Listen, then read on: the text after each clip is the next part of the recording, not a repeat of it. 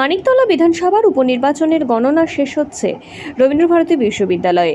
11 নম্বর গণনা শেষে কর্মী সমর্থকদের উচ্ছ্বাস, আবির খেলায় মাতলেন তারা।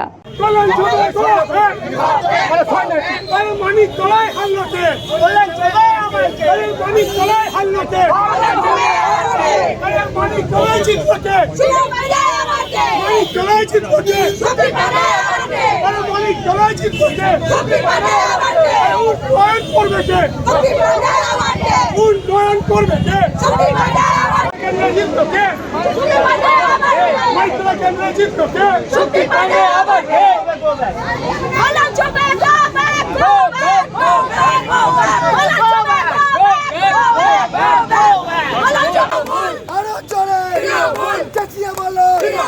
উন্নয়নে লক্ষ্মীর ভান্ডার ভালো স্বাস্থ্য সাথী আরো চলে। জয় বাংলা।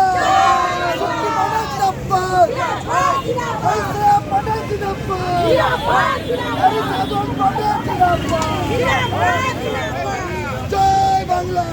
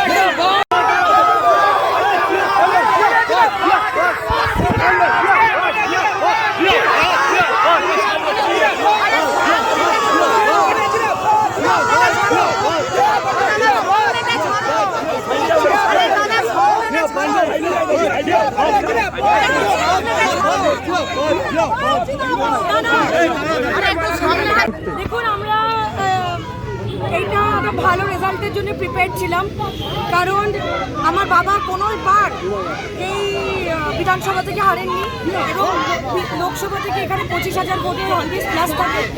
এবং আমরা 2.5 বছর 3 বছর বাবা নেই, 16ই জুলাই থেকে আমরা 3 বছর কাজ করেছি এবং কাজের প্রতিফলন মমতা বন্দ্যোপাধ্যায়ের যে নীতি এবং ওনার যে স্ট্র্যাটেজিক যে প্রতিফলন, তার রেজাল্ট এটা এত ভালো।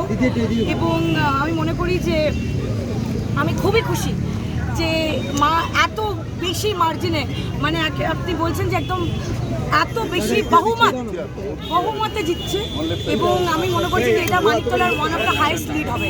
বরতলায় যখন আমার বাবা ছিলেন ওখানে 2-3টে মুসলিম ওয়ার্ড ছিল, তো 60-70,000 ভোটে যখন সিপিএম আমলে লড়তেন তখন 60,000, 67,000, 63,000 ভোটে জিততেন।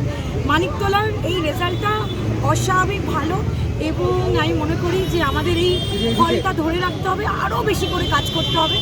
এক্ষুনি দেখলাম একটা মালা পরালো, আমার বাবা বলতো মালার একটা জ্বালা হয়, সেই কাজটা যেন কন্টিনিউয়াসলি করে যাওয়া যায় এবং সাধারণ মানুষ যারা বেরিয়ে ভোট দিয়েছে, সাধারণ কর্মীরা যারা এইভাবে আমাদের পাশে, আমি বলবো যে কোনো মানুষ চলে গেলে হয়তো আস্তে আস্তে করে তার সংগঠন এদিক ওদিক হয়ে যায়, কিন্তু আমরা যতই ধরে রাখি তাদেরও আমাদের ধরে রাখতে হবে। একদিক থেকে কেউ ধরে রাখতে পারে না।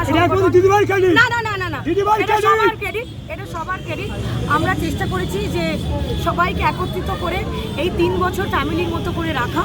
আমরা জানতাম যেটা বিশাল ভালো রেজাল্ট হবে, কিন্তু একটা অস্বাভাবিক ভালো রেজাল্ট হয়েছে এবং নেতারা আগে যখন মানিকতলা বিধানসভার ওই আমরা যখন অভিষেক বন্দ্যোপাধ্যায়ের ওই নবজোয়ারের উদযাপন করছিলাম, সেখানে অনেক নেতারা এসে বলেছিলেন যে এখানে যদি যেদিনকে উপনির্বাচন হবে 60-70 হাজার ভোটে যেতে হবে। আমি মনে করি যে এই মার্জিনটা থাক এবং এই মার্জিনটা 2026 অবধি ধরে রাখতে হবে।